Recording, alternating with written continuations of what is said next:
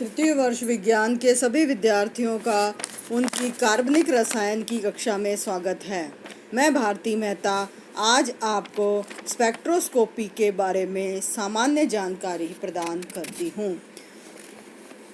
तृतीय वर्ष विज्ञान या रसायन विज्ञान में आपके 3 पेपर होते हैं, एक इनऑर्गेनिक केमिस्ट्री का, एक ऑर्गेनिक केमिस्ट्री का और एक भौतिक रसायन का।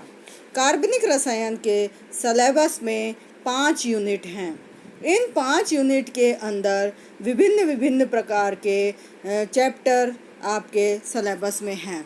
इस चैप्टर के अंदर प्रथम यूनिट में स्पेक्ट्रोस्कोपी है, दूसरे यूनिट में स्पेक्ट्रोस्कोपी एंड फोटोकेमिस्ट्री है और इसी प्रकार थर्ड यूनिट में और हेट्रोसाइक्लिक कंपाउंड्स हैं और फोर्थ यूनिट में कार्बोहाइड्रेट और डाइज और इसके अलावा इनोलेट्स कंपाउंड्स आते हैं।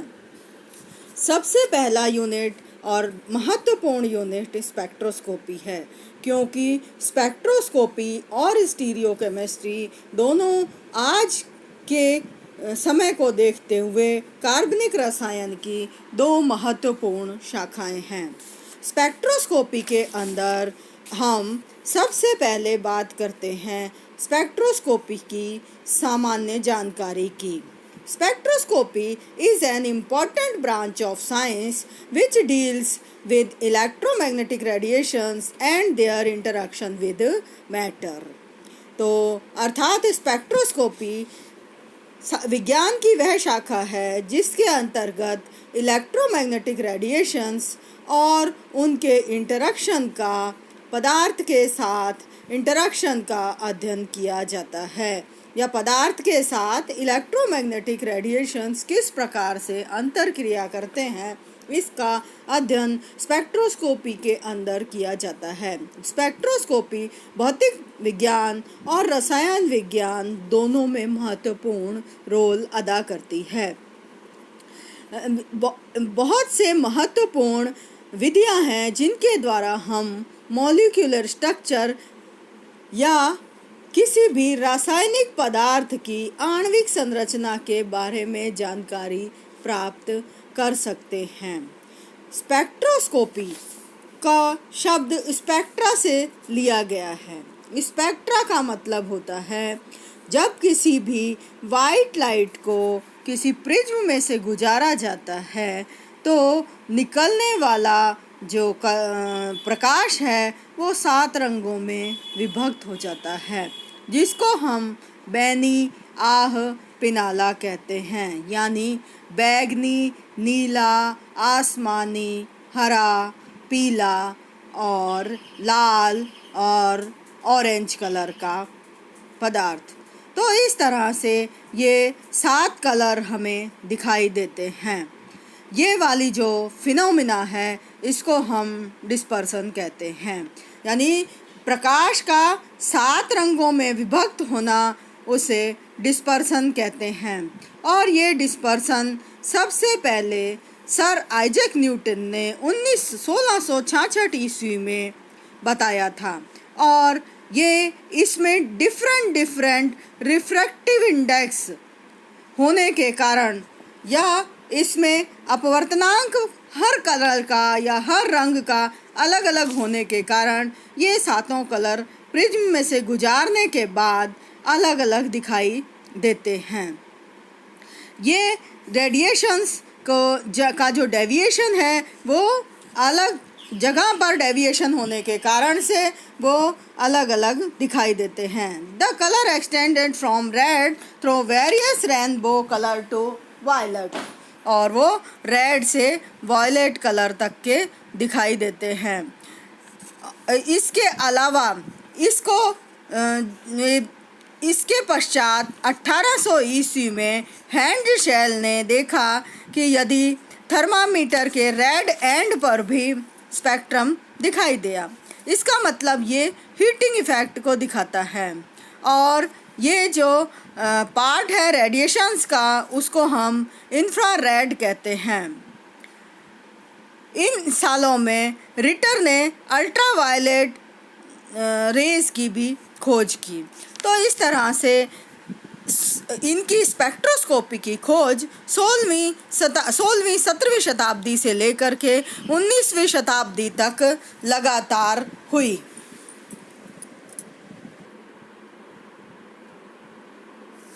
स्पेक्ट्रोस्कोपी के अंतर्गत इलेक्ट्रोमैग्नेटिक रेडिएशंस का इंटरैक्शन होता है।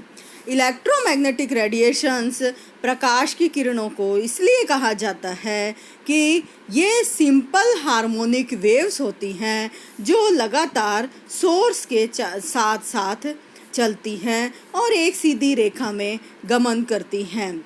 या तो ये रिफ्रैक्टेड होती हैं या रिफ्लेक्टेड होती हैं या ट्रांसमिटेड होती हैं।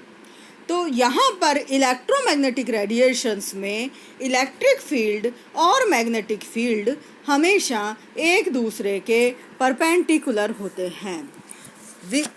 पूरे प्रकाश का जो विजिबल लाइट है वो बहुत ही छोटा पार्ट होता है और इलेक्ट्रोमैग्नेटिक रेडिएशंस एक्स-रे से लेकर के और न्यूक्लियर मैग्नेटिक रेडिएशंस तक का पूरी रेंज वो इलेक्ट्रोमैग्नेटिक रेडिएशंस कहलाती हैं। ये वेव्स कांस्टेंट वेलोसिटी के द्वारा कांस्टेंट वेलोसिटी से लगातार माध्यम के अंदर गमन करती रहती हैं। इलेक्ट्रोमैग्नेटिक रेडिएशंस में इलेक्ट्रिक और मैग्नेटिक फील्ड एक दूसरे के परपेंडिकुलर होते हैं और वो लगातार कांस्टेंट वेलोसिटी के साथ मूव करते रहते हैं और एक पर्टिकुलर वेवलेंथ हर एक रीजन के अंदर उपस्थित होती है। Wavelength it is the distance which the wave travels while completing one cycle, यानी एक साइकिल कंप्लीट करने में वेव कितनी दूरी तय करती है उसको हम वेवलेंथ कहते हैं। इसी तरह से velocity as the wave advances the distance it moves in unit time is called its velocity, यानी एक वेव जब गमन करती है तो एक यूनिट टाइम में कितनी दूरी तय करती है उसको हम वेलोसिटी या वेग कहते हैं। वेलोसिटी ऑफ एयर जैसे 3 × 10⁻10 सेंटीमीटर पर सेकेंड होता है। तो यहाँ पर यूनिट वेवलेंथ के लिए जो ज़्यादातर यूज़ किया जाता है वो है एंगस्ट्रॉम। तो 1 angstrom is equal to 10⁻⁻10 metre और 10⁻⁻8 सेंटीमीटर होता है। माइक्रोमीटर और माइक्रोन यदि यूनिट यूज़ करते हैं जो कि प्राय IR स्पेक्ट्रोस्कोपी में यूज़ की जाती है वो 10⁻⁻6 मीटर टू 10⁻⁻6 मीटर होता है या 10⁻⁻4 सेंटीमीटर होता है। इसी तरह से 1 milli micron is equal to 10⁻⁻9 metre के बराबर होता है, जिसको कि हम नैनोमीटर से भी डिनोट करते हैं, यानी 1 nanometre is equal to 10⁻⁻9 metre to 10⁻⁻7 centimetre होता है। स्पेक्ट्रोस्कोपी के अंदर ही एक महत्वपूर्ण टर्म और काम में आती है और उसे हम फ्रीक्वेंसी कहते हैं। Frequency it is the number of wavelength or cycles passing through any point per second and is represented by symbol nu। यानी वेवलेंथ का मतलब है कि पर सेकंड में एक पॉइंट से कितनी वेव गुजरती हैं, यानी एक बिंदु के ऊपर से गुजरने वाली वेव्स की संख्या को हम फ्रीक्वेंसी कहते हैं। किसी भी इलेक्ट्रोमैग्नेटिक रेडिएशंस के अंदर फ्रीक्वेंसी वेलोसिटी से रिलेटेड होती है और velocity c is equal to nu lambda होता है और लाइट के लिए ये 3 × 10⁻10 सेंटीमीटर पर सेकेंड होता है। Higher frequency higher the frequency of radiation shortage is the wavelength. यदि फ्रीक्वेंसी हायर होती है तो वेवलेंथ शॉर्टर होगा, और यदि वेवलेंथ बड़ा है तो फ्रीक्वेंसी कम होगी। अर्थात हम ये जान सकते हैं या हम समझ सकते हैं कि वेवलेंथ और फ्रीक्वेंसी एक दूसरे के रेसिप्रोकल है या व्युत्क्रमानुपाती होते हैं।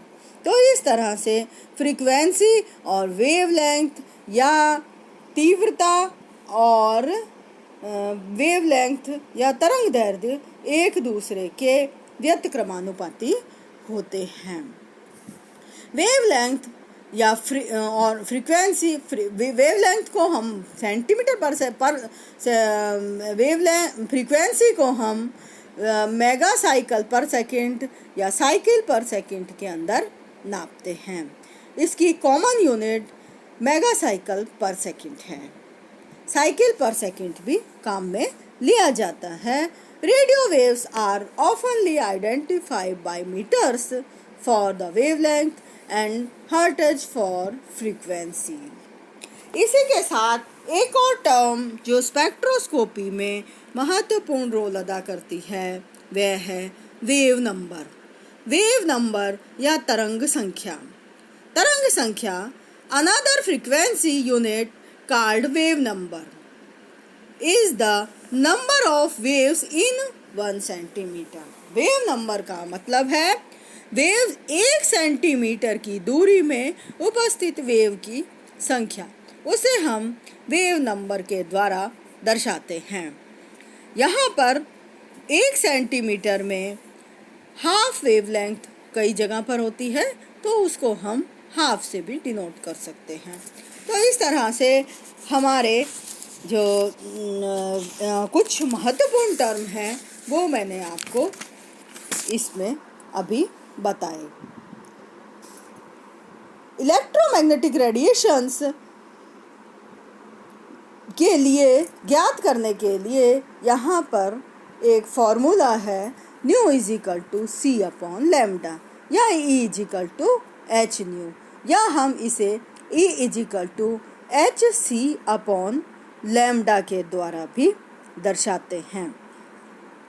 अलग अलग रेडिएशंस या अलग अलग प्रकार के स्पेक्ट्रम का अलग अलग रीजन होता है, और ये वाला रीजन आपको स्क्रीन पर दिखाई दे रहा है। जैसे कॉस्मिक जो पूरे आपको जो स्केल दिखाई दे रहा है उसमें लैम्डा हमने मीटर स्केल में लिया हुआ है। जैसे कॉस्मिक रेज के लिए 10⁻⁻12, गामा रेस के लिए 10⁻⁻12 मीटर टू 10⁻⁻9 मीटर, एक्सरे के लिए 10⁻⁻9 टू 10⁻⁻7 मीटर, अल्ट्रावायलेट के लिए 10⁻⁻8 टू 4 × 10⁻⁻8, विजिबल रीजन के लिए 4 × 10⁻⁻8 टू 8 × 10⁻⁻8, IR रीजन के लिए 8 × 10⁻⁻8 टू 3 × 10⁻⁻4, और माइक्रोवेव रीजन के लिए 10⁻⁻4 मीटर, और इसी तरह से रेडियो वेव्स के लिए 10⁻⁻1 मीटर। तो इस तरह से जो पूरा स्पेक्ट्रा है रीजन वो आपको स्क्रीन पर दिखाई दे रहे हैं। Use of radio waves in nuclear spin transition and constitute NMR spectroscopy. जो रेडियो वेव्स हैं वे radio waves nuclear spin transition को बनाती हैं, और इसका अध्ययन हम NMR स्पेक्ट्रोस्कोपी के अंतर्गत करते हैं। माइक्रोवेव रेडिएशंस इलेक्ट्रॉनिक ट्रांजिशन में या इलेक्ट्रॉनिक स्पिन ट्रांजिशन में काम आती हैं और रोटेशनल एक्साइटेशन करती हैं, यानी माइक्रोवेव रेडिएशंस में electronic spin transition and rotational transition होता है, और इसके अंदर हम ESR स्पेक्ट्रोस्कोपी के अंतर्गत इनका अध्ययन करते हैं। IR radiations used in vibrational rotational excitation, और ये IR स्पेक्ट्रोस्कोपी के अंदर अध्ययन करते हैं। Electronic transition takes place in ultraviolet and visible spectroscopy. Gamma rays used for study of nuclear properties, जो गामा रेज हैं वो न्यूक्लियर प्रॉपर्टीज़ के अध्ययन में काम में आती हैं, जो कि मॉसबॉर्ग स्पेक्ट्रोस्कोपी के अंदर अध्ययन किया जाता है। X ray radiations used for determination of structure of molecule in crystals. Cosmic rays used for study of ionisation of gases. तो इस तरह से हर स्पेक्ट्रोस्कोपी कहीं ना कहीं काम में आती है। NMR के अध्ययन के लिए रेडियो वेव्स काम में आती हैं। ESR स्पेक्ट्रोस्कोपी में माइक्रोवेव काम में आती हैं। IR स्पेक्ट्रोस्कोपी में इंफ्रारेड रेडिएशंस काम आते हैं। विजिबल स्पेक्ट्रोस्कोपी में इलेक्ट्रॉनिक ट्रांजिशंस रेडिएशंस काम आते हैं। मॉसबॉर्ग स्पेक्ट्रोस्कोपी में गामा रेज काम आती हैं, और स्ट्रक्चर की क्रिस्टल डिटर्मिनेशन में एक्सरे काम आती हैं, और आयोनाइजेशन ऑफ गैस की स्टडी में कॉस्मिक रेज काम आती हैं। तो इस तरह से पूरी स्पेक्ट्रोस्कोपी में जितनी तरह के इलेक्ट्रॉनिक एक्साइटेशन है, इलेक्ट्रोमैग्नेटिक रेडिएशन से, वो सब कहीं न कहीं भौतिक विज्ञान और रसायन विज्ञान में अध्ययन के काम में आते हैं। तो इस तरह से मैंने आपको आज स्पेक्ट्रोस्कोपी के सामान्य बातों के बारे में जानकारी दी, और अगले वीडियो में हम अल्ट्रावायलेट एंड विजिबल स्पेक्ट्रोस्कोपी के बारे में अध्ययन करेंगे। धन्यवाद।